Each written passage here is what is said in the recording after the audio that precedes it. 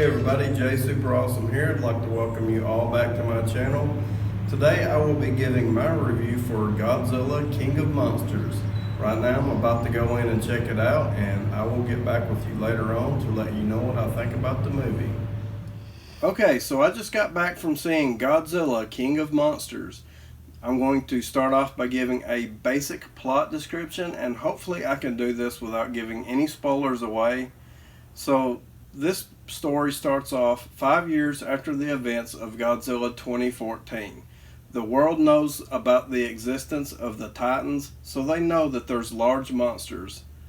And Monarch has been exposed, and the government is trying to decide what to do with them, whether or not they want to maybe join their group and help their cause, or if they should just discover the location of the Titans and eradicate them.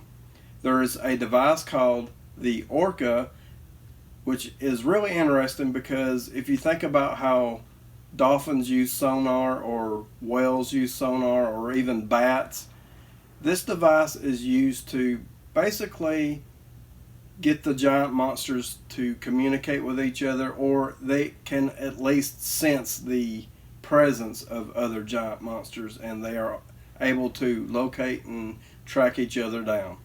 So this device falls into the wrong hands, and that's pretty much the rundown of the story and a basic plot description.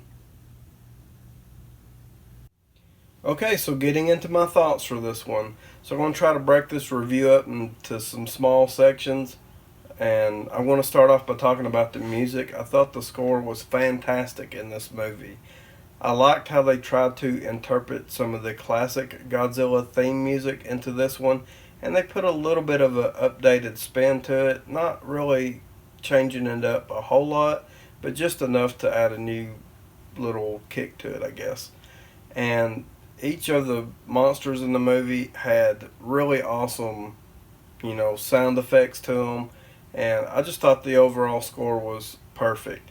And the theater that we were in had the speakers cranked, so that helped set the tone for the movie as well. Okay, so we have a lot of returning characters from the 2014 movie, and I really liked the characters in this movie. I thought they all did a good job, and they helped progress the story along.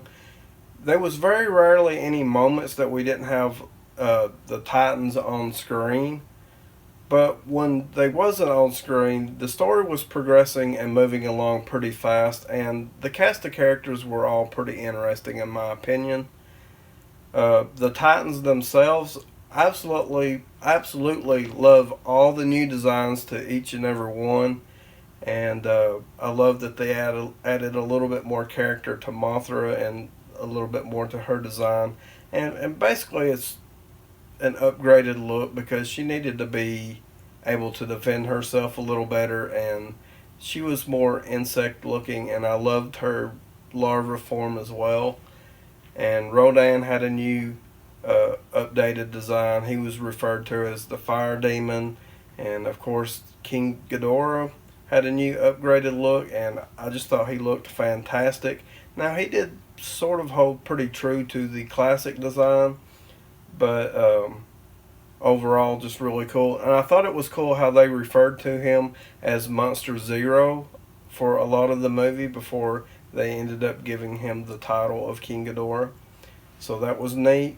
And of course Godzilla, goes through a few different phases in this movie, and I just thought Godzilla looked amazing in this movie. I love the up close facial features that he's able to show, and anybody that was disappointed that he didn't get a lot of screen time in 2014, the monsters are on screen a lot in this movie. We have a lot of monster action, so a lot of really fantastic fights, and to me, that's what made the movie so entertaining. The storyline was engaging enough, and it made you really care for at least Godzilla and Mothra.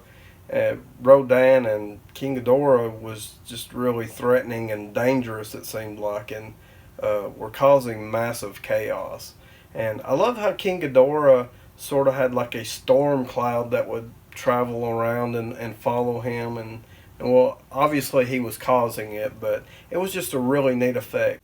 As far as the visual effects go in this movie, I thought they did a fantastic job with the CGI. And with them having so many fight scenes, to be able to accomplish what they did with this movie, because we have more fight scenes than in any other Godzilla movie that I can recall.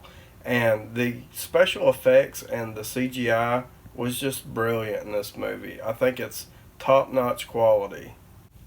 So overall, I absolutely enjoyed this movie. It was everything that I was wanting it to be. All the way down to details that they put in, the winks and nods that they put in to classic Godzilla movies, you know, different movies throughout the years, the original Godzilla movie, and just kind of little winks and nods along the way from different various Godzilla movies. I like the homage that it paid to different ones. So overall, I absolutely had a wonderful experience at seeing this in the theater. Make sure if you go, or if you do catch it when it comes out on video, as always, watch it through to the end credits. And overall, I'm going to give this a perfect score because I couldn't have had a better time. I loved everything about the movie, and I don't really have any flaws with it. There was nothing that I was disappointed about, and this movie is going to keep me thinking for a good while, and I can't wait until the Blu-ray release. So I'm going to give this a 10 out of 10 because to me this is the ultimate giant creature feature. They did awesome with all the effects and all the little winks and nods, and it was loaded with fight scenes. So a 10 out of 10 is my score, and please comment below and let me know what you think if you have seen it, or let me know what you think about my review, and I would like to thank you for watching.